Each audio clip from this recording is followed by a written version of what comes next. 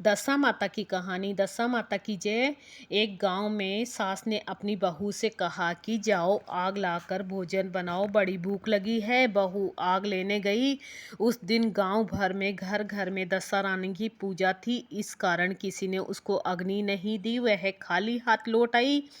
संध्या समय वह पड़ोसिनों के पास गई, उनसे बोली कि मेरी सास तो गंडा लेती नहीं है, परंतु अब की बार जब गंडे पड़े तब मुझको बताना, मैं भी गंडा लूँगी। इसके बाद जब गंडे पड़े तब बहू ने सास की चोरी से दशा माता का गंडा ले लिया। 9 दिन तक तो उसने पड़ोसिनों के पास जाकर कथा कहानी सुनी। 10वें दिन उसे चिंता हुई कि अब पूजा कैसे करेंगे। तब वह मन ही मन दशा माता का ध्यान करने लगी कि यदि मेरी सासू जी कहीं चली जाए तो मैं पूजा कर लूं। दशा रानी की कृपा से सास को खेत पर जाने की सूझी। उसने बहू से कहा कि भोजन बनाकर तैयार करना, तब तक मैं खेत खलिहान में होकर आती हूँ। यदि मुझे देर हो जाए तो मुझे खेत पर ही खाना दे आना। बहू तो यही चाहती थी। उसने कहा कि आप निश्चिंत रहिए सासू जी। जो ही सासू जी ने पीठ फेरी, बहू ने स्नान करके विधिवत दशा रानी की पूजा की। तदनंतर वह पूजा की सामग्री मिट्टी के गोले में रख कर उसे भेंट कर पधारने के लिए ले ही जाने लगी कि सासू जी आ गई। तब उसने जल्दी से उस गोले को छाछ की मटकी में छिपा दिया। सास ने आते ही बहू से पूछा कि तू मेरे खाने को क्यों नहीं लाई। उसने जवाब दिया कि आज मैंने सिर से नहाया है, इसी कारण रसोई करने में देर हो गई।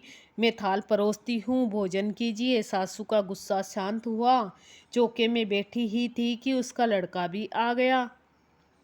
वह भी माता के साथ भोजन करने बैठ गया। सास भोजन करके उठना ही चाहती थी कि लड़का बोला, मुझे भी छाछ चाहिए। सास ने बहू से कहा, उसे छाछ दे दो। उसने कहा, मैं रसोई के भीतर हूँ, आप ही दे दो। बुढ़िया उठी, मट्ठा लेने गई, परंतु जो ही उसने छाछ की मटकी उठाई, उसमें कुछ खड़खड़ाता हुआ सुनाई दिया। उसने हाथ डाला तो एक बड़ा सोने का गोला था। सास ने आश्चर्य से बहू से पूछा कि अरे इसमें क्या है, इसका भेद बता, नहीं तो अभी तेरी खबर लेती हूँ। वह बोली, मैं क्या जानूँ, मेरी दशा रानी जाने। मैंने चोरी से दशा रानी का गंडा लिया था और चोरी से पूजा की थी। आप आ गई इसलिए मैंने गंडा जलाशय में पधारने के बजाय उसमें छाछ की मटकी में डाल दिया। दशा रानी ने उससे सोने का कर दिया, तो मैं क्या करूं।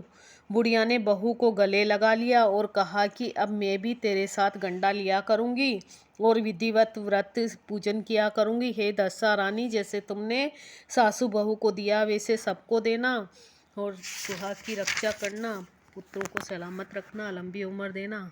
दशा माता की जय।